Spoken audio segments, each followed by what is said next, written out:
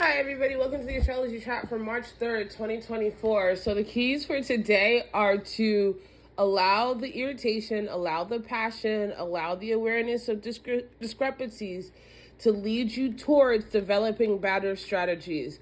That doesn't necessarily mean that you have to make a move today, but it does mean that you need to be aware of how things are moving on the board so you can adjust your short and long-term strategies. There's a lot of fire in the air. There's a lot of combative and kind of head-to-head energy today. And just because somebody wants to fight doesn't mean you have to fight. What you need to do is let yourself assess if a particular battle is worthy of your energy. And if a particular battle is deemed unworthy of your energy, then use it as an opportunity to learn how to strategize better around that particular type of energy. And I know that it might sound a little vague, but when it happens, you're going to know what I'm talking about. You're going to be like, oh, this is the moment that I have to decide if I'm going to pop off or be a mastermind. And I don't mean be a mastermind in the sense that you don't have ethics and you don't believe in accountability. In fact, I mean the opposite, that you are continuing on the journey of being aware of your energy, of harnessing your energy, of being the captain of your own ship, and allowing yourself to develop resilience through consistency, through adaptability, through accountability, through awareness, through any tools that you have on the table to allow yourself to, instead of going off the handle or going into a state of disassociation, allowing yourself to say, no, I'm going to be present. I'm going to make a decision. And even if that decision is to wait and see, that's better than jumping when you don't have to.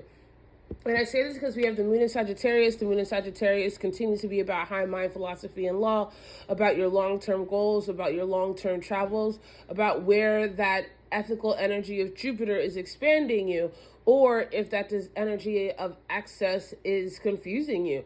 And this is even amplified because we have so many squares today. We have the moon squaring the sun. We have the moon squaring Saturn. We have the moon squaring Neptune. We have Venus in Uranus in a square today. And so that's where a lot of that conflict energy is coming from. There is a sense of irritation. And again, this irritation isn't an invitation just to pop off and be silly. This is an invitation to develop your ability to strategize, to say and see yourself in the long term and respond to your future and not necessarily what's in front of you. People will often use fights as a way to distract from the work that they have to do, to distract you from the work that you have to do.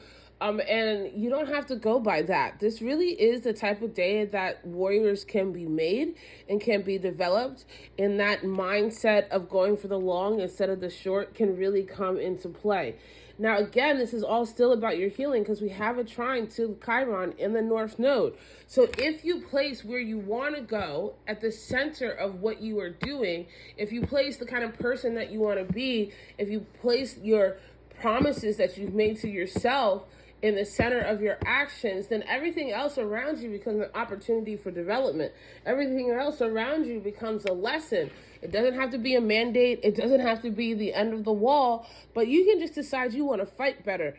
And one of the things I always say to people who I work with privately is that if you are fighting for yourself, in the sense of your healing, for your growth, for your understanding, for your wisdom, and for your discernment, then you're winning. It's not really about how other people see you or what other people expect from you. Because if you're living a life that everybody else wants, but you don't, then the only person who's going to mourn the life you didn't get to live is you.